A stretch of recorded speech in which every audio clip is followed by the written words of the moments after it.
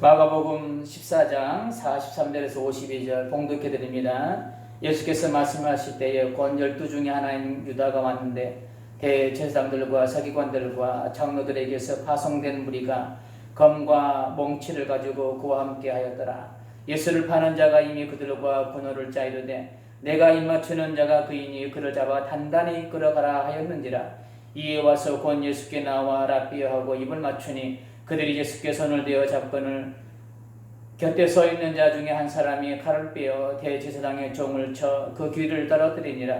예수께서 무리에게 말씀하여 이르시되 너희가 강도를 잡는 것 같이 검과 몽치를 가지고 나를 잡으러 나왔느냐. 내가 날마다 너희와 함께 성전에 있으면서 가르쳤으되 너희가 나를 잡지 아니하였도다. 그러나 이는 성경을 이루려 함이니라 하시더라. 제자들이 다 예수를 버리고 도망하니라. 한 청년이 벗은 몸에 배 혼이불을 두르고 예수를 따라가다가 무리에게 잡히매 배 혼이불을 버리고 벗은 몸으로 도망하니라. 아멘. 우리 앞뒤로 인사하겠습니다. 흘러보냅시다. 자신을 축복합니다. 나는 행복한 사람이다. 믿습니다. 자, 오늘 제목을 끝을 알 수 없는 사랑이라는 제목으로 함께 은혜를 나누겠습니다. 미국 남북 전쟁 때 한 동네에서 이제 의무적으로 동네마다 징병을 해야 되는 군인을 뽑아서 전쟁터에 내보내야 되는 그런 명령이 떨어졌습니다. 그런데 그 마을에서 하필이면 뽑힌 청년이 누구냐면 외동아들인데 호르몬 노부모님을 모시고 계신 청년이 뽑혔어요. 하필이면. 그래서 이 청년은 어쩔 바를 모르고 슬퍼하고 있는데 그 가련한 입장을 보고 부모도 없이 형제도 없이 혼자 살고 있는 한 청년이 그 노부모를 모시고 있는 그 청년 대신 남북전쟁에 나갔습니다. 그래서 부모님과 처자식이 있는 이 청년이 아니죠. 그러니까 이 아들은 군대에 안 가게 된 거예요. 전쟁 때. 그 청년은 자기는 군대에 안 갔지만 자기 대신에 간 그 청년이 무상당하고 늘 배달되는 신문을 보게 됐습니다. 그리고 뉴스에 기록을 기록했습니다.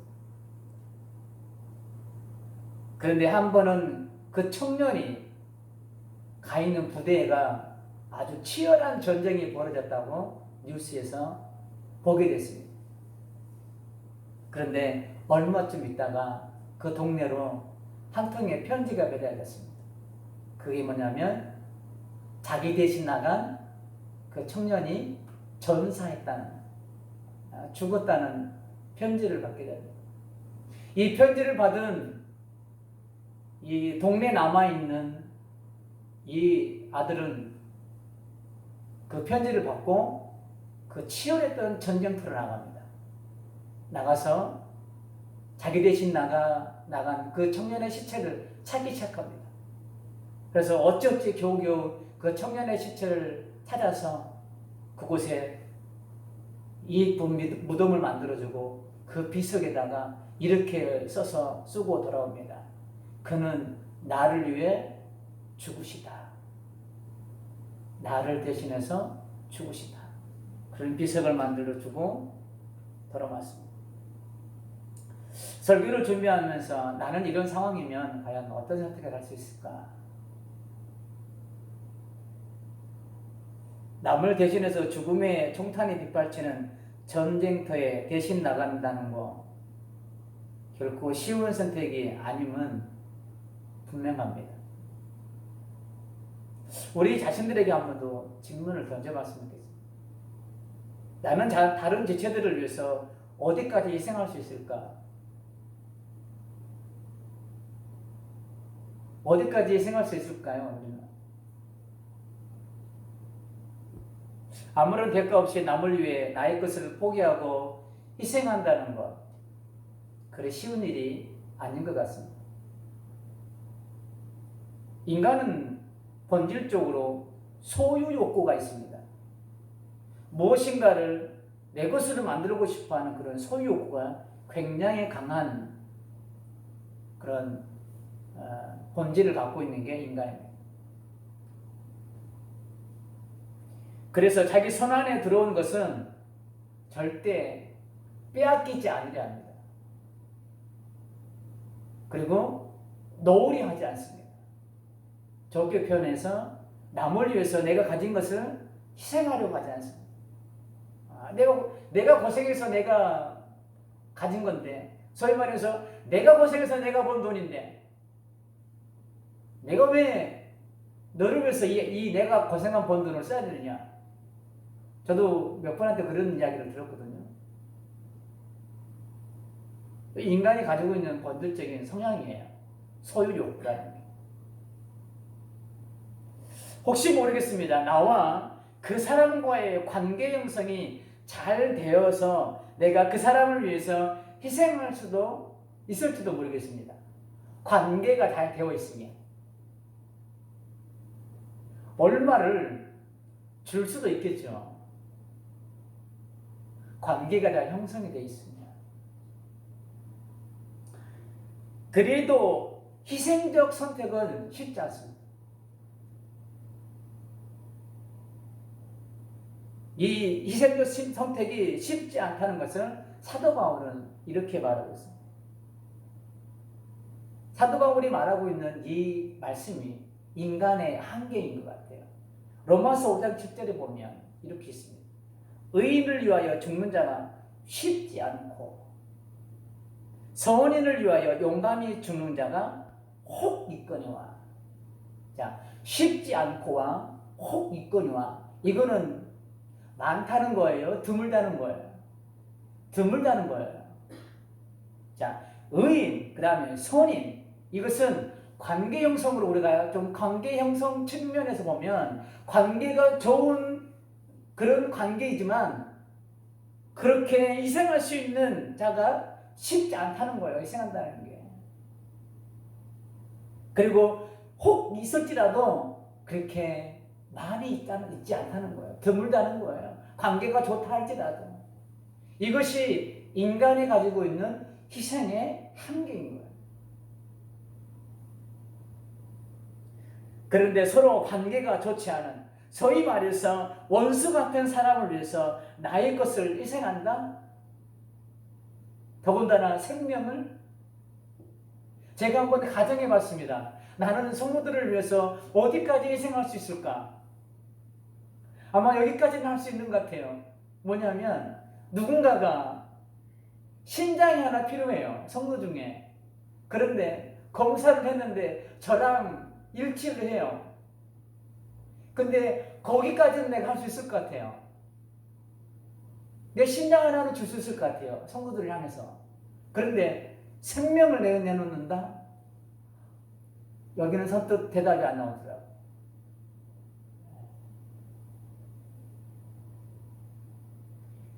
나의 원수와 같은 사람을 향해서 내 생명을 내놓는다?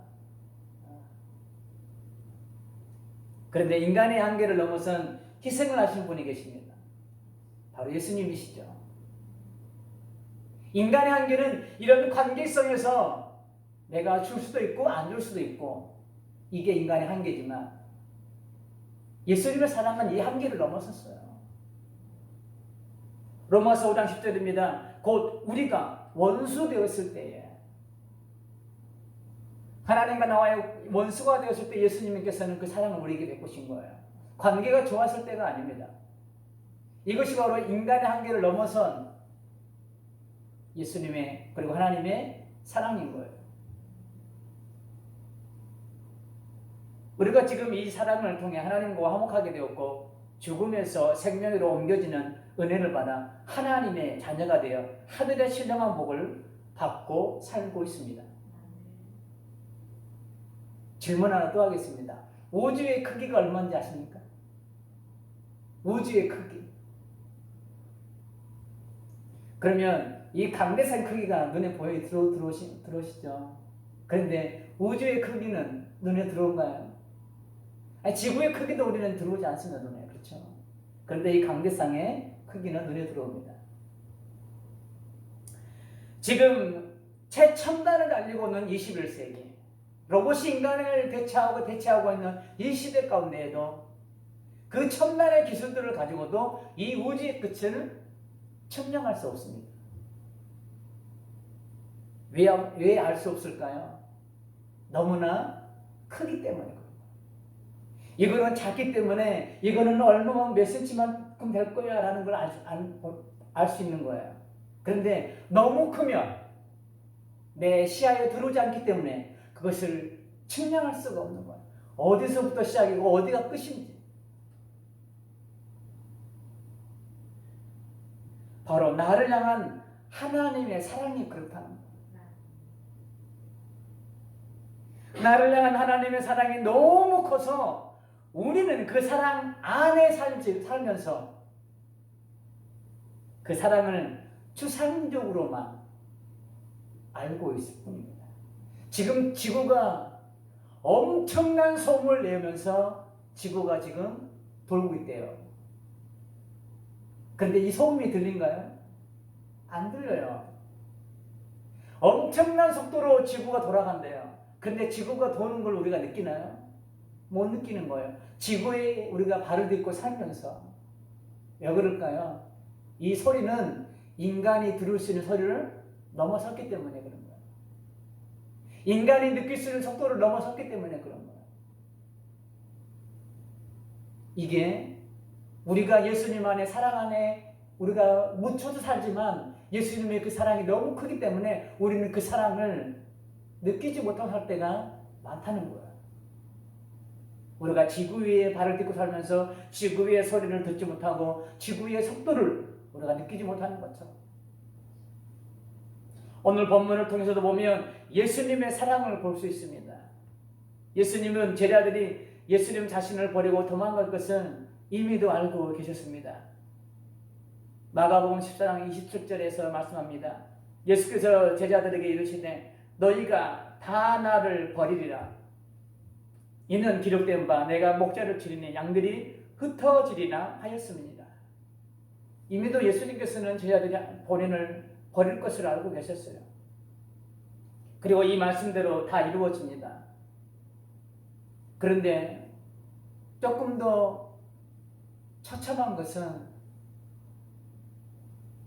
예수님이 말씀하신 게 현실로 드러나고 제자들이 도망간 현장이 어디냐면 예수님이 잡힌 바로 그 현장에서, 예수님이 보는 앞에서, 오늘 본문에 기록되어 있는 것처럼 예수님이 잡히시는 그때 예수님이 보는 앞에서 제자들이 도망갔다는 거예요.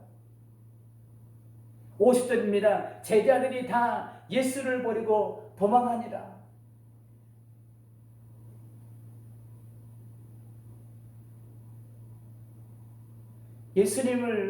예수님께서 제자들이 이미도 나를 버릴 것이라고 알고 미리 말씀하셨지만 직접 허겁지겁 내살겠다고 예수님 버리고 도망가고 있는 제자들의 모습을 현실의 눈앞에서 맞닥뜨린 예수님의 심정 어땠을까요? 우리가 추상적으로 알고 있는 일이 현실 앞에서 우리가 딱 맞닥뜨리면 우리는 어떨까요? 우리의 심장이 무너지는 것 같을 거예요. 참담했을 거예요. 그 마음이 너무나도 아팠을 거예요. 예수님 마음. 그런 자들을 위해서 예수님은 끝까지 십자가 위에서 침묵하시면서 대속물로 자기 목숨을 내어주시죠.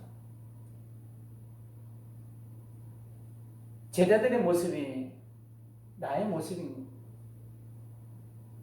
우리는 시시때때로 말씀을 뒤로하고 말씀에 어긋난 삶을 살 때가 많습니다.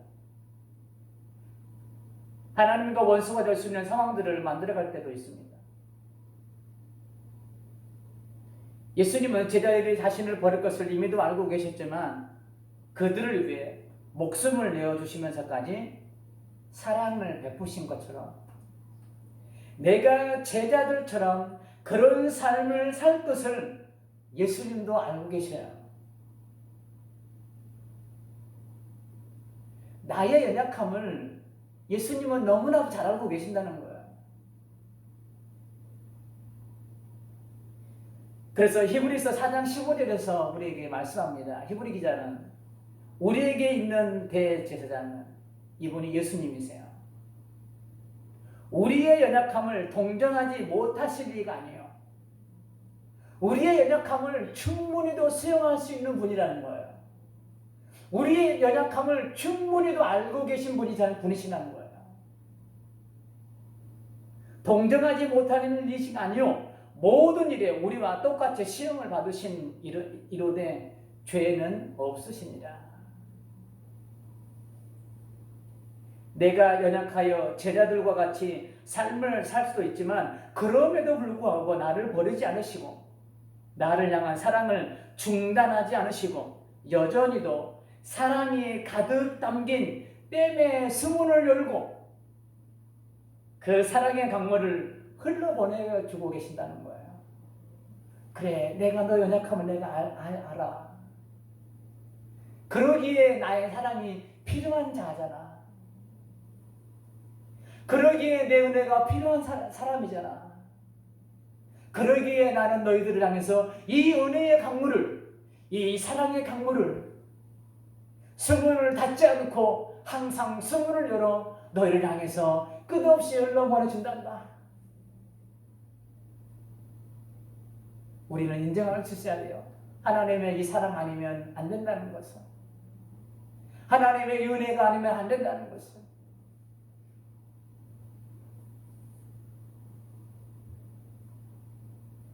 이것이 측량할 수 없는 예수님의 사랑입니다. 예수님의 사랑은 여기에서 중단하지 않으십니다. 자신을 버린 제자들, 예수님도 그들을 버리고 다른 사람을 선택해서 제자로 삼아 하늘 뜻을 이루어 가실 수도 있잖아요. 너희들이 나를 버려? 나도 너희를 버릴 거야. 버리고 다른 제자들을 내가 선택해서 하나님의 뜻을 이루어갈 거야. 이렇게 할 수도 있잖아요. 제자들도 예수님 버렸는데 예수님도 제자를 못 버려요. 그런데 예수님은 제자들이 예수님 버렸다고 예수님도 제자들을 버리지 않습니다.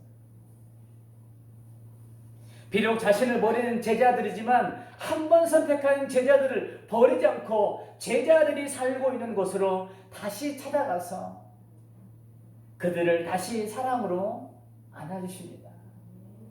요한복음 21장 12절과 13절에 말씀하고 계십니다. 예수께서 이르시되 와서 조반을 먹으라. 누구에게 말씀하고 계시는 거예요? 지금 자기를 예수님을 버린 제자들을 향해서 지금 요한복음 21장에서는 떡과 생선을 준비해서 제자들이 돌아오기를 기다리고 있는 거예요. 얘들아, 잡은 물고기가 있느냐? 자기를 버린 제자들에게 찾아가서 한 제자가 그럽니다. 아니요, 없습니다. 그러면 배 오른편에 그물을 던져봐라. 그러면서 자기를 배반한 자기를 버리고 도망간 제자들을 향해서 식탁을 차려줍니다. 때려 죽어도 시험찮은 판에 자신을 버린 제자들을 위해서 친히 밥을 차려주십니다. 이 모습이 나를 향한 사랑인 거예요. 인간의 한계를 넘어선 측량할 수 없는 예수님의 사랑인 거예요. 그리고 예수님의 사랑은 사랑의 절정의 모습을 볼 수 있는 장면이 있습니다. 예수님의 사랑의 절정. 본문에는 기록되어 있지 않지만 본문과 병행 구절에 있습니다. 제가 오늘 제목을 이 본문에 기록되어 있지 않는 마태복음을 보면서 오늘 본문의 제목을 잡았습니다. 참 하나님의 예수님의 사랑이 너무 크게 와닿았어요. 그 본문이 뭐냐면 병행 구절이 뭐냐면 마태복음 26장 50절에 보면은 기록되어 있습니다. 예수께서 이르시되 동일한 장면이에요. 예수께서 이르시되 친구여 네가 무엇을 하려고 왔는지 행하라 하신대 이에 그들이 나와 예수께 손을 대어 잡는지라. 누구에게 하신 말씀이냐면 가룟 유다에게 하는 말씀이에요. 가룟 유다에게. 돈을 받고 자신을 판 가룟 유다를 향해서 예수님의 표현인 거예요. 친구여. 어떻게 이렇게 할 수 있을까요? 배반도 모자라서 돈을 받고 예수님을 판 자를 향해서 친구여. 과연 이 예수님의 사랑은 어디까지일까요? 정말 예수님 자신을 판 사람에게 어떻게 친구라는 말이 나올 수 있을까요? 이 모습이 끝을 알 수 없는 예수님의 사랑의 모습입니다. 예수님께서는 가룟 유다가 자신을 팔 것도 이미 다 알고 계셨습니다. 그래서 성만찬식에서 제자들에게 이렇게 말씀하셨죠. 14장 18절에 보면 다 앉아 먹을 때에 예수께서 이르시되 내가 진실로 너에게 이르노니 너희 중에 한 사람 곧 나와 함께 먹는 자가 나를 팔리라. 이런 가룟 유다를 향해 친구라는 표현 안에는 아마 가룟 유다를 향한 긍휼의 마음이 담겨져 있었을 거예요. 그 긍휼의 마음 속에는 사랑도 포함되었을 거예요. 아니 사랑의 마음 속에 긍휼이 담겨져 있을지도 모르겠습니다. 비록 자신을 판 제자이지만 예의를 갖춰 가룟 유다를 품어주십니다. 하나님께서 이렇게 말씀하셨죠. 하나님께서도 악인들의 멸망을 원치 않으세요. 에스겔 18장 23절에서 말씀하고 계세요. 주 여호와의 말씀이니라 내가 어찌 악인이 죽는 것을 조금민들 기뻐하랴. 그가 돌이켜 그 길에서 떠나 사는 것을 어찌 기뻐하지 아니하겠느냐. 악인 한 명도 죽는 것을 하나님께서는 기뻐하지 않으십니다. 이 하나님의 마음이 예수님의 마음인 거예요. 나의 모습을 돌아봅니다. 우리 역시도 가룟 유다처럼 세상의 성공과 출세와 명예와 땅의 것들을 소유하기 위해 그리고 육체적 정욕과 안목의 정욕을 위해 예수님 팔 때가 있었음을 부인할 수 없어요. 그런 우리지만 나를 향해 여전히도 친구야 이렇게 불러주시면서 나를 사랑의 품으로 긍휼의 품으로 따스하게 안아주시는 끝을 알 수 없는 이 사랑은 지금도 내일도 나의 삶의 깊숙한 곳까지 흘러들어가 메마른 곳들을 촉촉히 적셔 주심을 믿으시길 바랍니다. 이 사랑을 받은 우리는 그럼 어떻게 삶을 살아가야 될까? 예수님은 말씀을 통해서 이 사랑받은 우리가 어떻게 살아가야 될 것인지를 제시해 주고 계십니다. 마태복음 5장 43절과 44절에 이렇게 말씀합니다. 또 내 이웃을 사랑하고 내 원수를 미워하라 하였다는 것을 너희가 들었으나 나는 너희에게 이르노니 너희 원수를 사랑하며 너희를 박해하는 자를 위하여 기도하라. 또 중요한 말씀입니다. 요한복음 12장 12절 말씀입니다. 내 계명은 곧 내가 너희를 사랑한 것 같이 너희도 서로 사랑하라 하는 이것이니라. 예수님의 사랑을 받은 우리가 삶을 지표로 삼아야 될 말씀인 거예요. 내가 너희를 사랑한 것 같이 너희도 서로 사랑해라.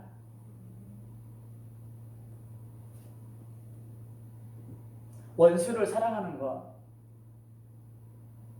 나를 아무 이유 없이 박해하고 모함하는 것, 그런 사람을 위해서 기도해 주는 것 쉽지 않더라고요. 쉽지 않은 이유는 나를 향한 끝없는 그 사랑이 내 안에 존재하지 않기 때문이 아닐까 생각해 보았습니다.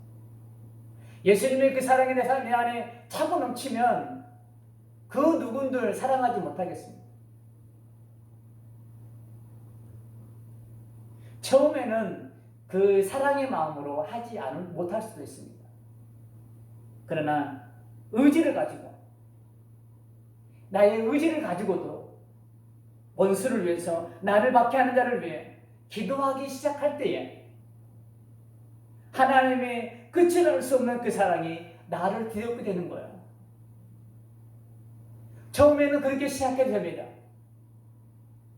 사랑이 없어도 내 의지를 가지고, 하나님, 내가 그 사람을 위해서 축복합니다. 내가 그 사람을 위해서 기도하겠습니다. 그렇게 기도의 자리에서 원수와 같은 자, 모함하는 자, 박해하는 자를 위해서 기도할 때에 하나님의 그 끝없는 사랑이 나를 뒤덮게 되는 거예요. 그래서 그 사랑이 이제는 내 의지가 아닌 그 사랑이 나를 사랑의 마음으로 이끌어가는 거예요. 사랑의 마음을 가지고 기도할 수 있게 나를 이끌어가는 거예요. 나를 향하신 하나님의 그 사랑이.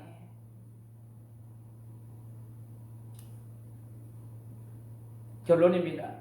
로마서 5장 8절에 보면 이런 말씀이 있습니다. 우리가 아직 죄인 되었을 때에 그리스도께서 우리를 위하여 죽으심으로 하나님께서 우리에 대한 자기의 사랑을 확증하셨느니라. 예수님 자신을 버린 제자들, 그리고 자신을 판 가룟 유다를 향해 친구라고 불러주신 이 사랑, 이런 저와 같은 저와 여러분을 구원하기 위해 예수님을 십자가에 처참하게 죽이시기까지 하면서 우리를 구원해 주시고 우리의 나를 이만큼 사랑한다라는 그 모습을 확증으로 보여주셨습니다. 이 사랑은 너무나도 커 측량할 수 없는 사랑이에요. 우리는 그 사랑 안에 들어와 있는 거예요. 서로 사랑하며 살기도 짧은 이 세상을 서로 아웅다웅하며 살지 말기를 원합니다.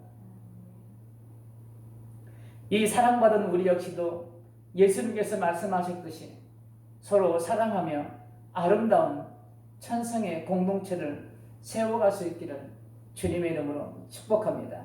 아멘. 우리 이제 찬송 드리신 후에 함께 기도하겠습니다. 365장입니다.